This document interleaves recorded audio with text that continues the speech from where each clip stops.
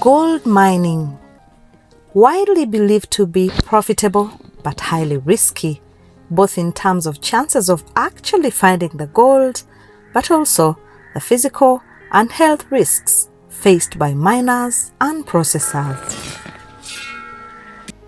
Gold mining in Buhweju and Busia is comparable to looking for a spoon of sugar scattered in a roll of sand. It takes so much effort and time, and chances are high that you don't actually find any gold. In the gold mining industry of Buhweju and Busia, mining of gold is conducted in wetlands and hilltops.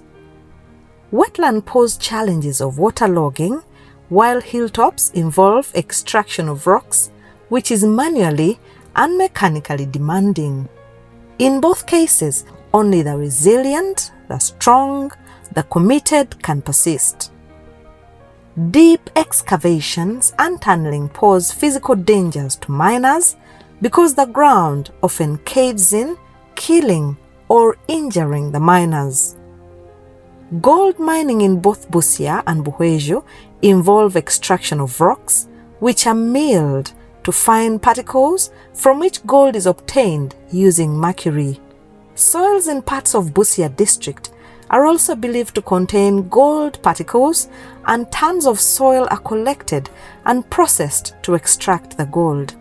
In all processes, gold extraction generates large amounts of soil and rock wastes called tailings, containing metals such as iron, aluminium, manganese, copper, cobalt, arsenic, lead, among others. These metals are toxic to human beings and organisms that live in water. Prolonged human exposure to the metals could lead to cancer, respiratory, and gastrointestinal diseases among the exposed populations. Gold mining poses both environmental and human health risks. Environmentally, gold mining leaves several pits scattered in the mining area, and these pits are empty or are filled with water, and many people have died by falling in these pits. But also, animals end up also falling in the pits. These pits often fill with water, and this destroys them. The common danger with gold mining involved the use of mercury. When the gold-containing ores are crushed into fine powder, the dust is washed in running water flowing over cotton sacks, which are believed to trap the gold dust. In Busia, topsoils are also washed, just like rock powder, to get the gold. The sacks that trap gold particles are then washed in a basin and mercury added to attract the gold particles. Gold miners and processors often mix the contents with bare hands, exposing their hands to toxic mercury, hence getting exposed through skin contact. Once the mercury has extracted gold from the ore mixture or soil mixture, the resulting amalgam is heated to evaporate off the mercury as gas so as to remain with mainly gold.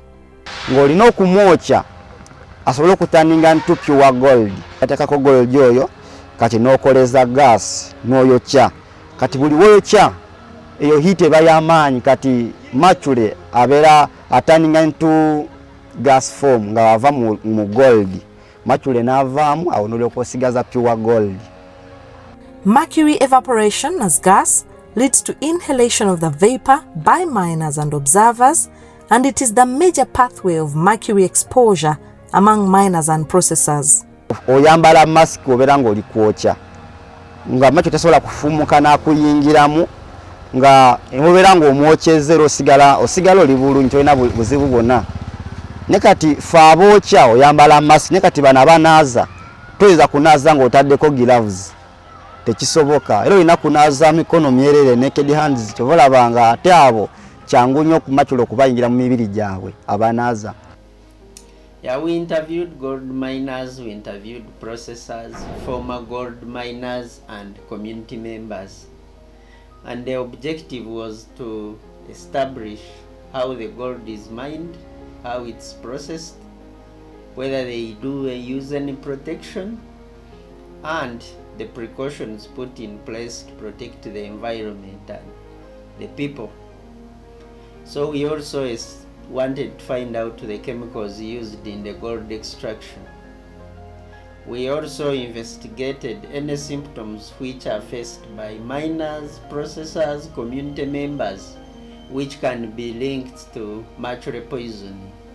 To know if this gold mining is contaminating the environment, we collected samples of soil and water around the gold mining and processing sites. We also collected the soil dust and rock dust which had been washed with mercury in the extraction of gold. We collected water within a radius of 1 kilometer to see whether mercury containing wastes are ending up in the water sources. So the soils and water samples were tested for presence of toxic trace metals but also mercury. To know if miners and processors are exposed to mercury, we collected urine from willing volunteers and community members. Urine was tested for presence of mercury because when you are exposed to mercury, it accumulates in the kidneys and can be traced in the urine of the affected individuals. The soils around gold mines and processing sites contained large quantities of metals such as lead, silver, manganese, copper, cobalt, among others. These metals are generated from tailings because they are part of the gold-containing ores. These metals can contaminate agricultural soils, foods grown, and public water sources. Mercury was found in tailings around gold processing sites as well as the catchments surrounding the mines, suggesting inputs from gold extraction processes. The water collected from mining areas also contained large quantities of iron, aluminium, manganese, which were exceeding recommended drinking water thresholds. Copper, zinc, cobalt, arsenic, and lead were also high in water, but not exceeding drinking water thresholds. The contaminated drinking water may affect population health and aquatic organisms. Mercury in water was mainly found around ore washing ponds and was not detected in public water sources and streams, possibly due to the small volumes of mercury used compared with large volumes of water in the mining areas, which guarantees infinite dilution. Interviews with gold miners and processors revealed that more than 70% had been exposed to the gold extraction chemicals. Over 90% of the processors used mercury, 6% used borax, 2% used cyanide, while another 2% washed sand in water to extract the gold.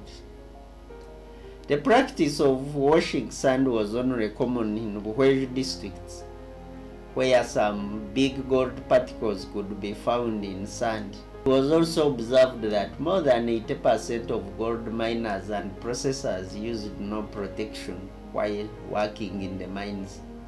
The urine from volunteers indicated that 26% contained mercury that exceeded 50 micrograms per liter, the level that triggers health complications in affected people. Indeed, the survey revealed that many miners were suffering from mercury poisoning symptoms such as anxiety, mood changes, lack of sleep, depression, memory problems, skin and eye irritations, weak muscles, difficulty in breathing, frequent headaches, skin rashes, trouble seeing, premature aging, and body tremors, among others. The gold miners and processors were exposed to mercury poisoning, partly because many were not aware of the dangers. Close to 35% of the miners and processors revealed that they do not know any danger from the use of mercury. Do you know the dangers of mercury? Not actually. You don't know? No. Even those who knew felt that it was more important to earn money than to protect oneself against the dangers. Batunyonyola b'obulamu nga bagamba nti mercury alimu obuzibu, naye mercury kati gwe tukozesa mu kukola ki mu kukwata gold tetuliyo na process endala, ate nga gwe mulimu ogwo ko oguliyo gwe tusobola okukola ki okukola. From this study, it was clear that more than 80% of artisanal and small gold miners relied on mercury to get the precious mineral. However, there were some efforts by organizations to provide alternatives, and indeed, some miners had started to abandon mercury use. We are here trying to train the community on how to get their gold without use of mercury. For the small scale miners, the best alternative was borax because it is cheaper and it is accessible. Actually, borax recovers more than mercury. Tutimba omukyanga tugwihoko hansi tuguteka motoka tugutwara ifage cyo mbakita boromiru tutamukisa kisheza kusa tuteka kurasa nicweke cyo kuya mugorodi na nicyo kuya omucyanga ati gorodi ezo mwanya gwayo na musenyi gusohora. Tukwesa machinery ezikwe mwene yitwa compressor then ne crushing amabara hansi twina n'ikindi cyo explosives ze crushing amabara go tugihayo agutukore ikwetwa rock gold then tugatwara processing plants twine garabu mkrasha tugatum boromiru then tukwesa gold catcher oku extracting a gold. In Buhweju, 2 mines were solely relying on washing gold containing sand with water until the precious metal settles down in the basin.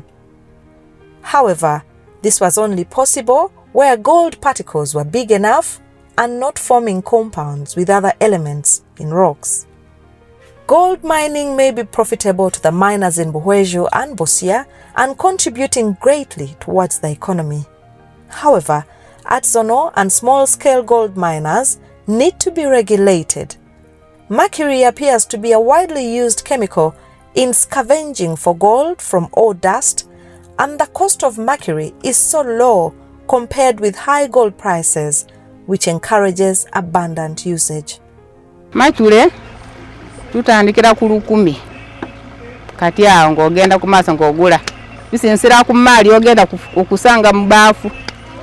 Ebeyi y'efeeza netambura kurigirira na dollar rate ati gramu ebire fluctuating ngero kachebe erya mitwali 16-17. Given the high prices of gold, there is no alternative livelihood that can discourage the miners to abandon the dangerous practices. Therefore, any approach to discourage the use of mercury should provide affordable alternatives to the miners. As is the case now, most gold miners remain exposed to dangerous levels of mercury during the washing of the ore, but also heating of the amalgam. It is clear that mercury has already taken its toll on miners and processors with visible signs of early aging, body tremors, and chronic illnesses. Some of the miners operating in deep pits continue to die due to collapsing mines. The open pits left behind after massive excavations pose threats to the local people, domestic and wild animals, as well as area water supplies. It will require government intervention to streamline the sector and promote responsible production and landscape restoration processes in affected areas. So generally, gold mining may be profitable, but the practices used and the damage done to the environment and landscapes are irreparable. It is high time that small-scale gold miners are monitored and compliance standards enforced so as to protect the environment and life within the gold mining catchments.